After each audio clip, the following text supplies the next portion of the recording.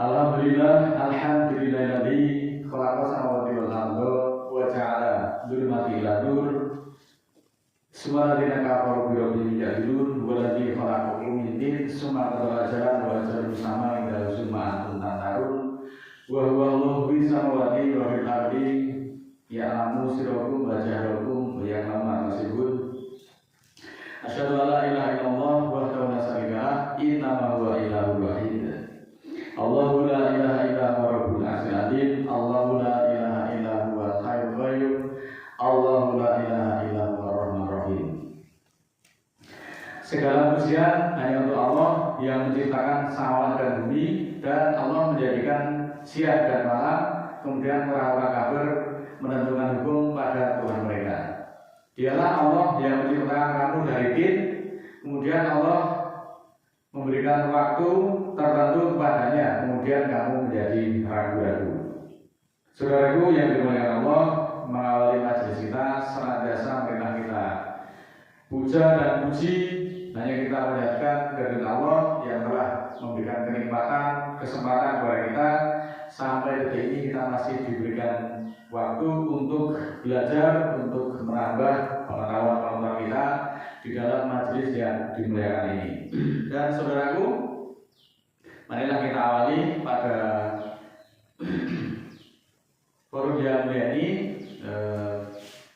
Sebagaimana kita tahu bahwa di wilayah kita, di negara kita, dengan populasi muslim yang terbesar di dunia, di mana mayoritas penduduknya beragama Islam dengan prosentase sekitar 90%, bahkan lebih. Mereka, para penduduknya itu mengidentifikasikan diri sebagai muslim berdasarkan berbagai data ataupun sensus yang dilakukan melalui survei-survei terbaru oleh beberapa kementerian dan beberapa lembaga-lembaga yang lain. Dari segi kuantitas memang sungguh luar biasa data ini, tetapi kita belum bicara dari segi kualitas keislamannya. Nah, kenapa demikian? Karena besarnya jumlah umat Islam itu tidak otomatis menjamin masa depan suatu bangsa. Identitas mayoritas tidak serta-merta menghadirkan kualitas, sebab yang menentukan arah kemajuan itu justru adalah pada mutu pikiran dan perilaku umat Islam itu sendiri. Nah, pada kesempatan ini kita ataupun saya tidak bermaksud untuk mendiskreditkan kelompok-kelompok tertentu. Tidak, bukan demikian. Ajaran Islam pada dasarnya membawa nilai-nilai luhur yang mendorong lahirnya manusia untuk bersikap jujur, beradab, mempunyai disiplin yang tinggi, berperilaku santun dan berilmu.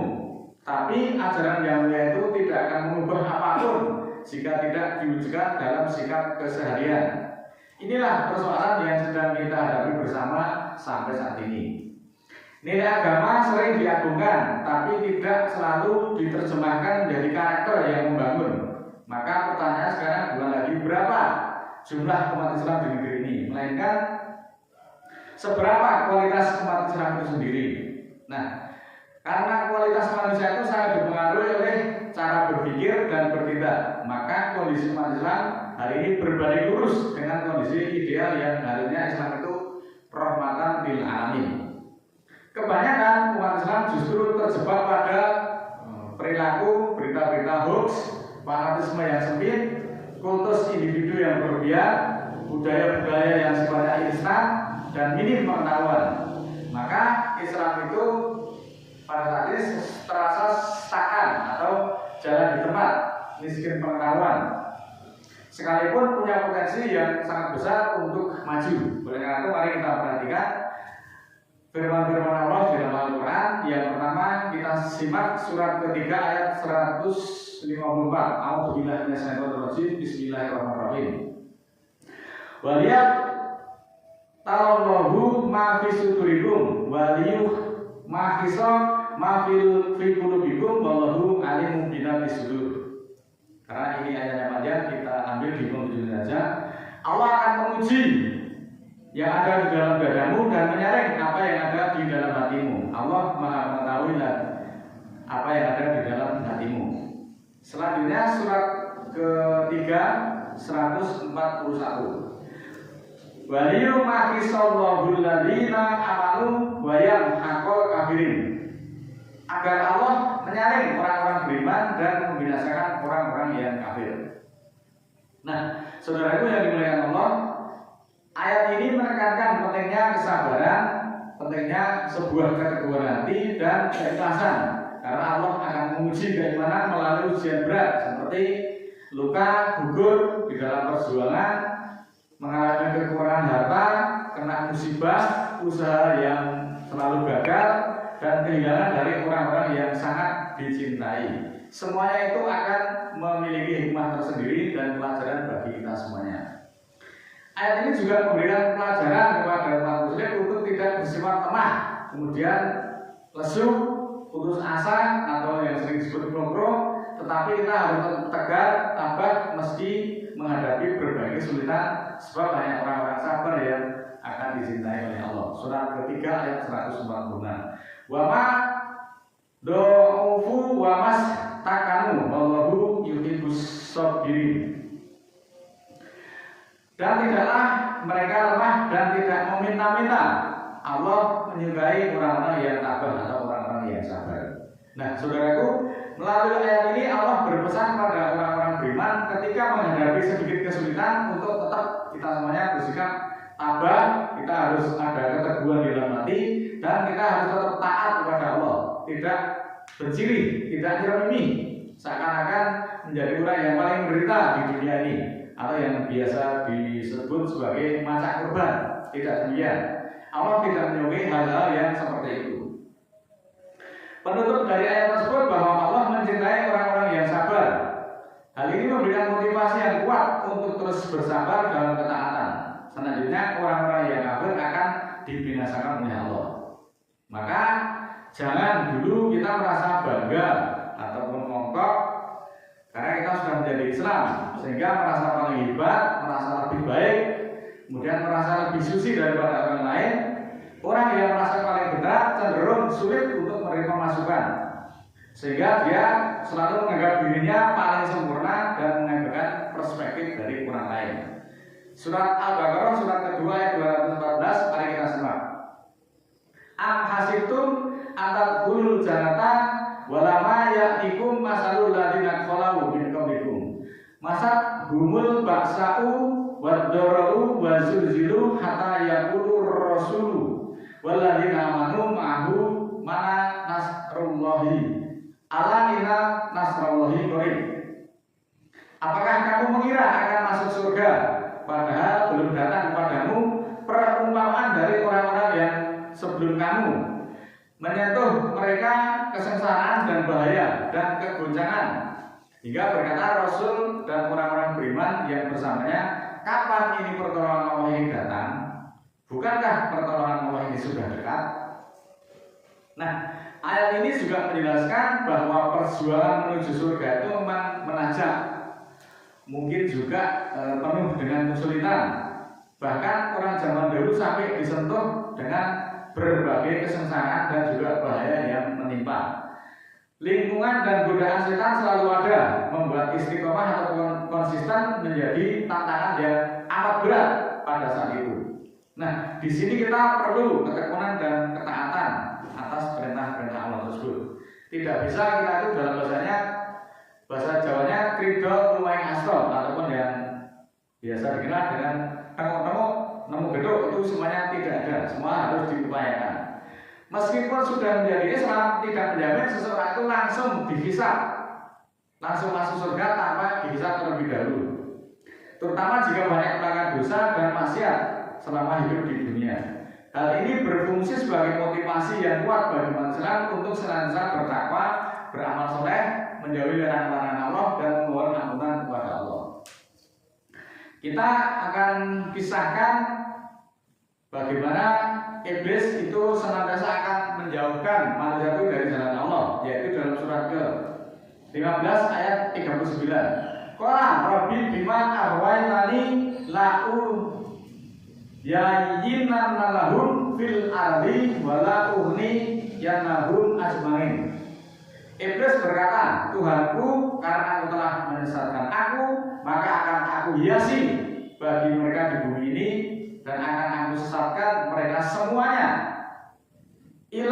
ibadallahi mukhlasin, kecuali hamba-hamba Allah yang dikhususkan.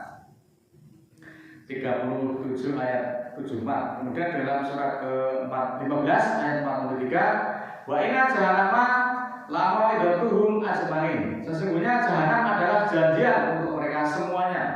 Nah, inilah Iblis sudah berjanji kepada Allah akan menyesatkan seluruh umat di bumi ini semuanya tanpa terkecuali.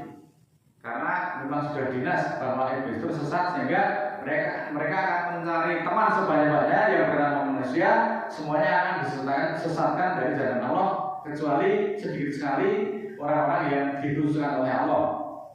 Nah, orang-orang yang disesatkan oleh Iblis itu tentu mereka semuanya akan masuk di dalam jahanam. Jahanam sendiri itu ada 7 pintu. Ini dikisahkan dalam surat ke-15 ayat 44. Laha sab'atu abwabi likuli babin minhum juz'un maksum. Padanya pada jahanam itu ada 7 pintu. Bagi tiap-tiap pintu dari mereka ada bagian yang dipisahkan. Neraka itu adalah kehinaan yang sangat besar dan kerugian yang paling dalam. Tidak ada kehinaan yang lebih hina daripada orang yang dimasukkan ke dalam neraka. Tidak ada kerugian yang lebih besar daripada orang yang masuk ke dalam neraka. Dan tidak ada kesedihan yang paling sedih kecuali orang yang masuk di dalam neraka. Karena neraka adalah negeri kesedihan dan kesengsaraan. Dan dialah seburuk-buruknya negeri dan tempat kembali sebagai tempat tinggal. Nah, saudaraku, beginilah Allah menyaring orang-orang yang beriman itu dengan neraka yang diberikan 7 pintu. 7 pintu itu untuk siapa saja? Kita simak. Untuk pintu yang pertama itu pintu yang disediakan untuk orang-orang munafik. Hal ini berdasarkan surat ke-4 ayat 145, surat Al-Baqarah surat ke-2 ayat 14, surat ke-5 ayat surat ke-9 ayat 54 dan surat ke-4 ayat 142. Itu pintu yang pertama. Sedangkan pintu yang kedua disediakan untuk orang-orang yang dolim. Orang-orang dolim itu di dalam Al-Quran surat ke-25 ayat 27, surat 29 ayat 49, surat ke-5 ayat 45, surat ke-7 ayat 37, dan surat ke-18 ayat 57. Nanti kita buka sendiri karena dari sisi waktu kita sangat terbatas. Kemudian untuk pintu yang nomor 3, pintu yang ketiga itu disediakan untuk orang-orang yang kafir, yaitu berdasarkan surat kedua ayat 6 dan 7, surat ketiga ayat 12, surat ketiga ayat 197, dan surat ke-40 ayat 76. Pintu yang keempat adalah disediakan untuk orang-orang yang sesat.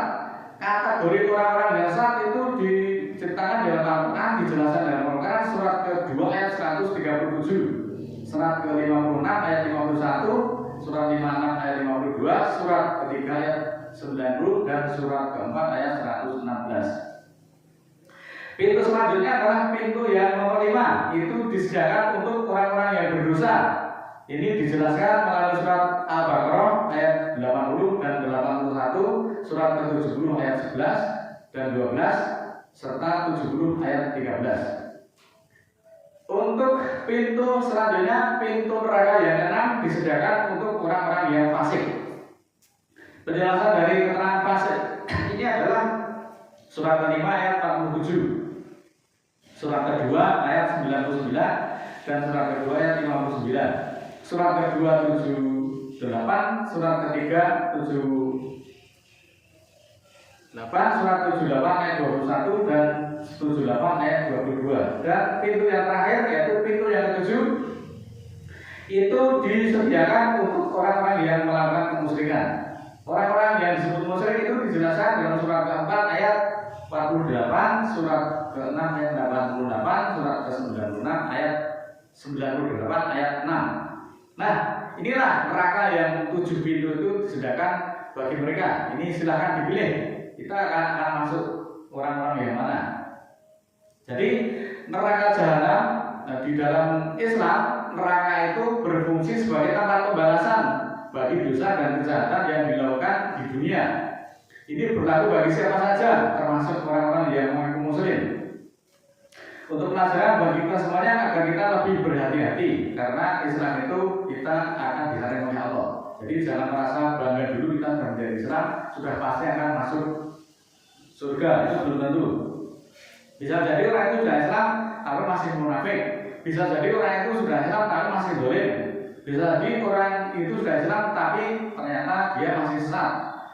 Bisa juga orang itu sudah Islam tetapi masih berdosa, masih melakukan kefasikan dan masih melakukan kemusyrikan. Itu semuanya sangat syariat dari Allah itu luar biasa.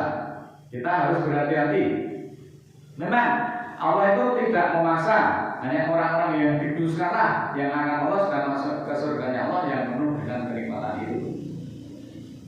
Surat ke-6 ayat 133, Warabbuka ghaniyyu dzurrahmah iyasa'u yadhibkum wa yastahlif min ba'dikum ma yasa'u kama ansa'akum min dzurriyyati qaumin akharin. Dan Tuhanmu Maha Kaya dan memiliki rahmat. Jika Dia kehendaki akan Dia binasakan kamu dan mengganti kamu sesudah kamu itu dan akan mengganti sesudah kamu apa yang Dia kehendaki sebagaimana Dia mewujudkan kamu dari keturunan kaum yang lain. Nah, saudaraku yang dimuliakan Allah, jika Allah menghendaki kita akan dimusnahkan. Allah akan memusnahkan kita orang-orang yang berdosa, yaitu ketika menentang perintah-perintahnya. Dan setelah musnah akan diganti dengan kaum yang lain sesuai yang dikehendaki oleh Allah. Sengaja orang-orang yang taat yang kepada Allah. Allah bisa membinasakan seluruh kaum yang durhaka dan menggantinya dengan kaum yang lebih taat. Nah, ini menjadi pengingat untuk kita semuanya agar kita memahami akan keagungan Allah, peringatan-peringatan konsekuensi dari kekafiran dan janji kebahagiaan bagi orang-orang yang beriman. Walal akhiratu khairun laka minal ula, dan akhirat itu lebih baik bagimu daripada yang pertama, daripada yang di dunia. Inilah saudaraku, marilah kita senantiasa memohon untuk senantiasa dipimpin kepada siratal mustaqimnya Allah. A'udzubillahi minasyaitonir rajim. Bismillahirrahmanirrahim.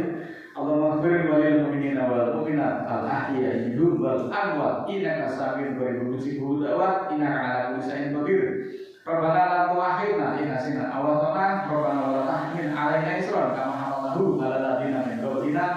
Rabbana wa la tuhammilna ma la taqata lana bihi wa'fu 'anna waghfir lana warhamna anta maulana fansurna 'alal qaumil kafirin. Subhana rabbika rabbil izzati amma yasifun wa salamun 'alal mursalin walhamdulillahi rabbil alamin. Wassalamualaikum warahmatullahi wabarakatuh.